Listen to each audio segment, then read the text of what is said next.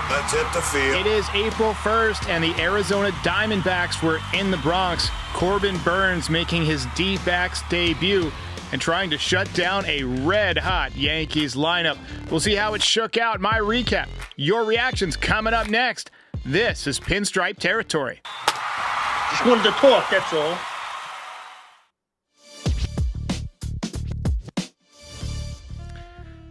Well, it was bound to happen at some point. The Yankees are undefeated, no more. First loss of the season, first night game of the season. At least we're back on our regular routine, man. Unfortunately, Tim Hill and Mark Leiter Jr. Imploded and flushed a 4-2 Yankees lead in the 8th inning. Grand slam for Eugenio Suarez, who has 5 home runs and 11 RBIs right now. Andrew Calabria keeping it bright. He says, on the bright side, 161-1 is still possible. First home run for the Martian tonight at Yankee Stadium since his unbelievable start in 2023. I had him lined up to be our belt winner, but unfortunately it was not meant to be. Ben Rice hitting a home run was my Nostraderic prediction. That is pretty much the only thing that went right. That is destiny fulfilled.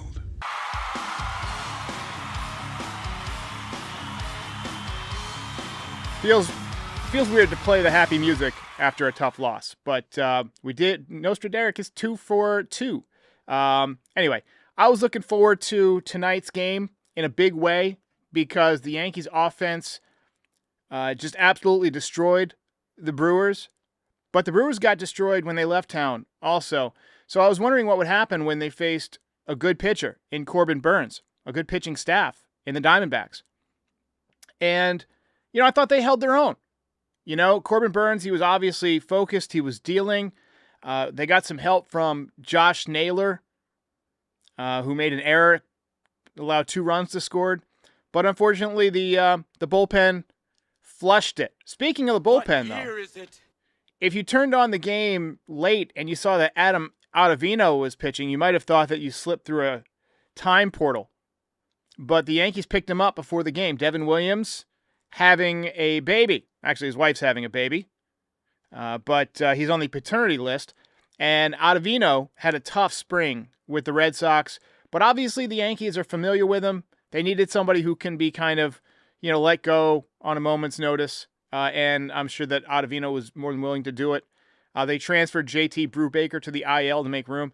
I hope we see him at some point. He was one of those projects that the Yankees picked up with good stuff, premium stuff, but just has not been able to get it together health-wise. And then we had some news about Mr. Clark Schmidt, who pitched 3 innings in a simulated game in Tampa yesterday. You may remember that the big issue with him was that he wasn't bouncing back after his outings this spring. That can be troublesome. But he's been coming back the last couple of outings, his last couple sim games, fine. And so they're anticipating that he could be back mid-April. He's going to throw again on Saturday. That will be a big get. But I thought Warren threw the ball well tonight. Him and Carrasco are going to be competing to stay in the rotation when Clark Schmidt returns. So let's get to the recap of a tough night for the Yankees. Both starting pitchers were throwing the ball well early, man. I mean, Corbin Burnes came out on fire. I think he struck out 4 of the first 6 hitters.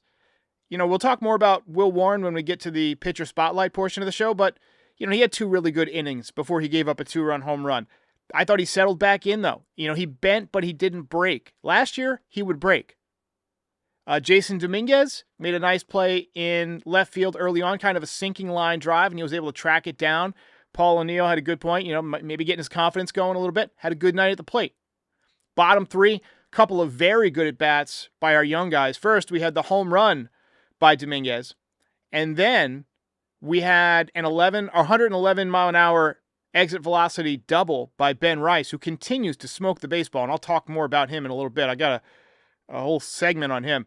Nice 4-6-3 double play turned by Jazz and Volpe in the 4th.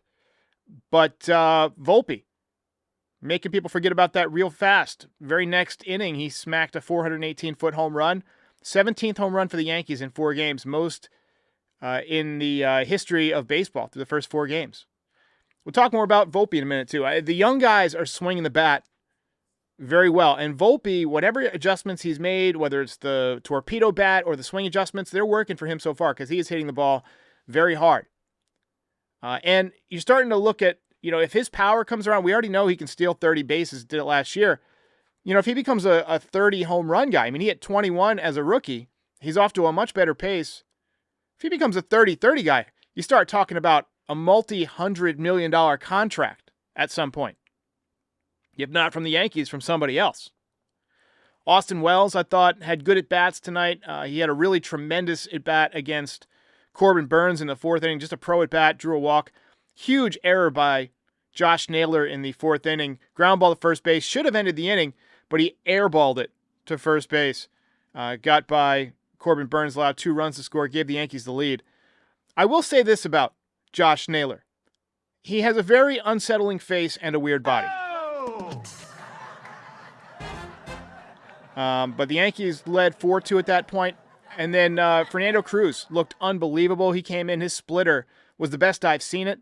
D-backs had no chance with it. Last year, and this is a note from Aiden, our social media guy, his splitter averaged 3.1 inches of induced vertical break. And tonight it averaged 7 inches and maxed out at 13. That right there is sick. Absolutely disgusting. Obviously, though, Mark Leiter and Tim Hill are going to be the story.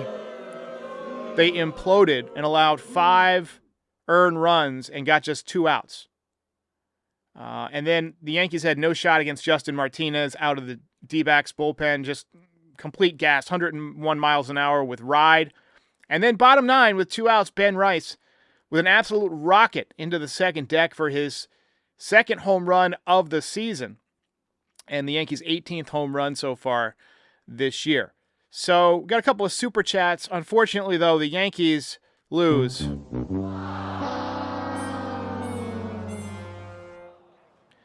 Peter Van Dusen says, the Grand Slam was absolutely brutal. I wanted to keep the streak a bit longer. Is it just me or does anyone else get stressed with Leiter on the mound? Leiter had been throwing the ball pretty well this spring. It actually started, he was left off the playoff roster last year. And then he had to get added. I believe it was after Hamilton got hurt. And I thought he threw the ball really, really well. Got some big outs in the postseason. And then he looked good in spring. And, tonight, just a rough night. Tough night. Tim Hill also had a tough night. Aaron Sheen, new member, says this is Volpe's breakout season. I hope so, man. I hope so. We'll talk more about him in a second. First, we got to talk about Adam Warren, whose outing deserves more than he got. Like I said, he bent, but he didn't break. Last year, every time he got into trouble, he would unwind and, just let the floodgates open. I noticed right away last year when he got called up, his mechanics were very similar to Michael King, but he didn't pitch like Michael King. Tonight, I thought his repertoire looked much more Michael King-like before Michael King became Michael King, if that makes sense. We saw like an early version 1.0 version of Michael King tonight. He was throwing the sinker more. He was getting strikeouts. He had 4 strikeouts. And in his career, he's got more strikeouts than innings pitched, 33 and 27 and 2/3 innings.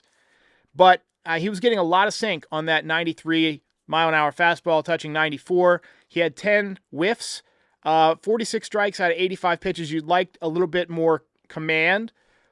But, for a guy still hunting for his first major league win, I thought he showed some guts against a really good team. He obviously had 2 really good innings. 3rd inning, got a couple of quick outs, and then a walk and a 2-run home run. And I started thinking, didn't he have problems in the stretch last year? And then 4th inning, he walks the first 2 hitters, and you could sense that it was about to implode. But to his credit, he was able to get through it. He got a double play ball, and then he got a nice, easy ground out to Volpe to work his way out of the inning. And then 5th inning, he had a runner in scoring position and got out of it with a big strikeout to finish off his night. He went 5 innings, just 1 hit allowed, the home run. 2 runs, 4 walks, 4 strikeouts. Now, the walks are too many. But, 10 swings and misses, 5 innings, 1 hit, 2 runs. You'll take that every single time from Will Warren, who I almost called Adam Warren. I'll probably call him Adam Warren 900 times this year. he keeps pitching. All right. Let's talk about Ben Rice. Before the season, we talked about this thing called mission improvement, right? It was in order for this team to get where it wants to be, some guys had to take some steps forward. And one of those guys who has taken a step forward was not on my list, and that is Ben Rice. You know, I had Volpe, Wells, Oswaldo Cabrera, and Jason Dominguez. I didn't think Ben Rice was going to be on the roster because at that point, Giancarlo was still healthy. But then Giancarlo goes down with the double elbow injuries, and now Ben Rice has stepped up and is showing clear improvement, which makes you wonder, if he keeps hitting like this, what are they going to do when Giancarlo comes back? You might have a platoon situation where Giancarlo plays against lefties, Ben Rice plays against righties, because Ben Rice is creaming the baseball. Double and a home run tonight. He was the exit velocity leader in the Grapefruit League in spring training. And so far, when he connects this year, he is absolutely crushing the baseball. 111 mile an hour double, 107.8 mile an hour home run. They say that Lou Gehrig used to hit the ball by outfielders like they were infielders, and I see that from Ben Rice occasionally. He absolutely smokes the baseball. And again, this is just the eye test. This is just my opinion, and I am a mere podcaster. As I just, the text on my screen a little bit, it was bothering me. It was out of alignment. But just as the eye test, his swing looks like it's closed a down and in hole that he had last year. Last year, you could beat him with anything that was diving down and in. This year, he's getting to that pitch, and he's crushing it. He's dropping the bat head on it. So, positive sign from Ben Rice, even though we lost. Anthony Volpe, also off to a very, very good start. 3 home runs already. Last year, he hit his 3rd home run in the 29th game. Didn't hit his 4th home run until May 7th. Way ahead of that pace. Now, he does have power. He hit 21 home runs as a rookie. But I don't like to think of him as a power hitter, and I hope he doesn't get in his mind that he's a power hitter. But if he runs into more home runs, that's a good thing. I still want him to, hit for a good average. I want him to get on base a lot. So far this season, his OPS is 1.028, but he's got a 188 average. So when he's hitting, he's doing damage, right? Same with Wells, hitting 154, but he's got a couple of home runs, 928 OPS. But, the power's there. You could see a 30-30 season for him. The torpedo bat obviously working to create more power. You wonder if the Yankees would take it if he remains like a low 200s hitter, but, starts hitting for more power. Be interested. Edward Malware says, DFA lighter now. You're not going to DFA the guy this soon into the season. Not when they just picked up Ottavino. If you're picking up Ottavino, you're not in a position to be DFAing anybody. The Martian had a very good night tonight. First home run, another base hit off Corbin Burnes. Looked solid in the outfield. I think it's important for his confidence that he gets off to a good start. There's a ton of pressure on him to be good. I mean, people have been hyping him forever, myself included. But, number one signee, people saying that he was the best international prospect they had seen ever at his age. And so far what we're seeing, having watched him all spring training and now through the first, first 4 games of the 2025 season, he has looked a little bit shaky in left, but he hasn't had disaster yet. I think the left-handed swing will play, especially at Yankee Stadium. He's already found the right field seats above that little scoreboard. Used to be the auxiliary scoreboard. Now it's like an LED board. Several times since being called up in 2023. He's a great base runner. I see him always in the middle of the action when people are on bases. You just hear about him crossing the plate a lot. He scored 2 more runs tonight. And from the right side, he hasn't shown me a lot as a hitter, but he does have a lot of patience. We've talked about that. He sees pitches. If he hits for a low average, but he still gets on base and maybe occasionally runs into the home run here or there, you'll take that from the right side. But what we've seen from him is a tremendous athlete. He runs well. He runs hard. He's a good kid. He's obviously working hard. The defense looks better. He's not 100% ready yet in left, but he's getting there.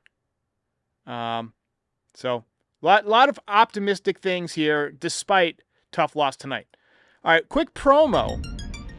Tomorrow night if you want to watch the game, so we're doing a different type of watch party. Some of you may be familiar with the service Playback, okay? It's a service where you can actually watch the game. So if you have an MLB TV account, you go to Playback TV, you watch the game, and then at the bottom of the screen, there's hosts. There's like 4 or 5 people.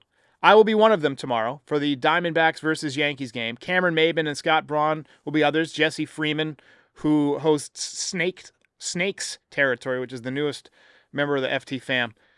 So we're going to be watching the game and reacting live. I'm going to dip out in about the 9th inning so I can set up the show. Terrence Kem will be on tomorrow night. But here's how you watch.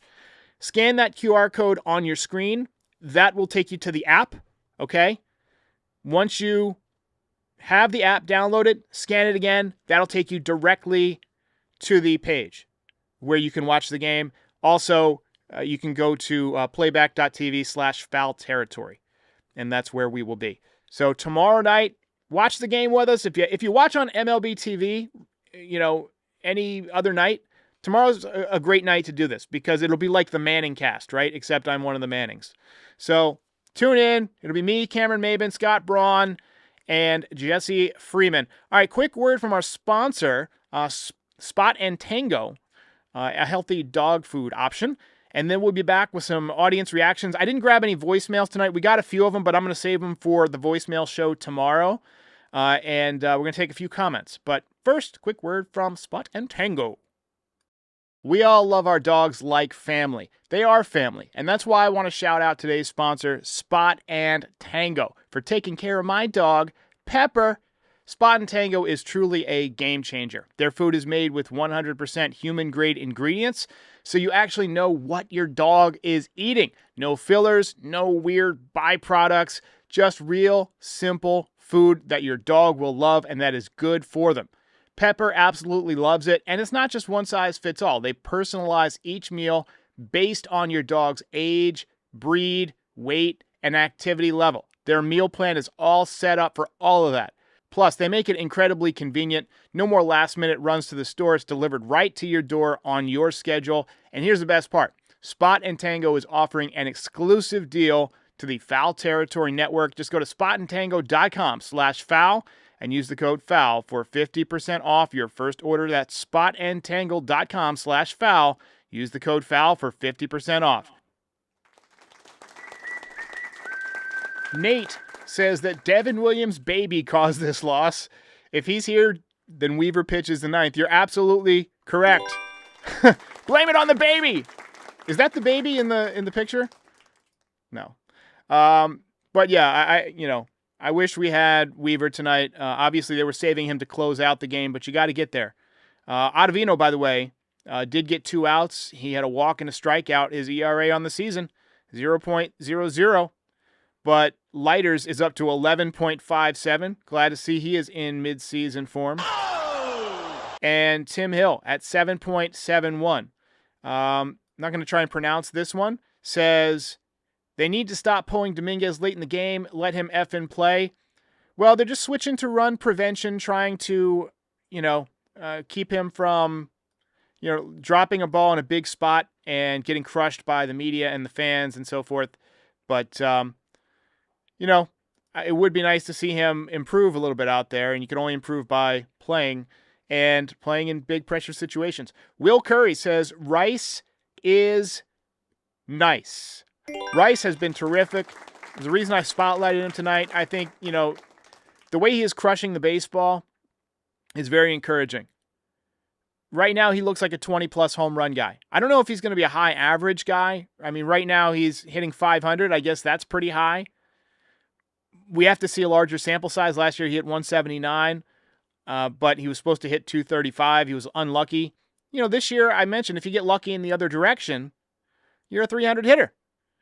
But I think if it's 250 with some decent power, I think you take it out of the DH spot, filling in. I don't know what they're going to get out of Stanton. He did say when he comes back he's going to use the torpedo bat. You wonder if the torpedo bat, I mentioned this the other day. You wonder if the torpedo bat is what caused the elbow injuries, and now he's got to face a crossroads. Does he go back to something that doesn't work, or does he go with something that might have contributed to an injury? He doesn't think it contributed to an injury, but he did say initially that it was because of bat adjustments, whatever that means. So I assume it means he was, working with the torpedo bat. But, this is a guy who already hit frickin' torpedoes. Can you imagine what he's going to do with the torpedo bat? We'll see. Super V says, why does Boone overmanage and throw away every game? Look, his hands were kind of tied tonight. You don't expect Leiter to melt down as bad as he did. David Cohn always used to talk about how if you're going to throw a breaking pitch, you want the next guy to come in to have a better breaking pitch. They might have gone out of order, right? Maybe you go to Leiter first and then Cruz next because Cruz's stuff is so much nastier. But we didn't know that Cruz was going to be as filthy as he was tonight. So it's all, those are the decisions that a manager's got to make. And obviously it didn't work out tonight. But Yankees still 3-1, and they're facing an uphill battle to win this series because they've got Carlos Carrasco going in Game 3, and the D-backs are throwing 3 pretty good pitchers out there. We got bearded Carlos Rodon on the mound tomorrow, and he looked like a serial killer his last time out. So let's hope that he's able to have another good outing. Again, tune in to the quote-unquote Manning cast, the Lewandowski cast, the Foul Terry cast, whatever I don't know what we want to call it, but on Playback tomorrow night, and call into the voicemail. We're going to do a voicemail show in 12 hours and 4 minutes at 10:30 tomorrow morning. I'll see you then. Hey, while I've got you here, be sure to like the video and subscribe to the channel. Pinstripe Territory is the official Yankees podcast of the Foul Territory Network. We are home to the #1 most watched MLB postgame show on YouTube since 2021. We're here after every Yankees game and for reactions to all the best news and rumors during the offseason. Be a part of the show by calling into the voicemail 718-899-1068. Try to keep it clean for me. And if you ever miss us on YouTube, be sure and subscribe on all your favorite podcast platforms. Go ahead and rate us 5 stars. It'll help other people find the show. Thanks for watching. See ya.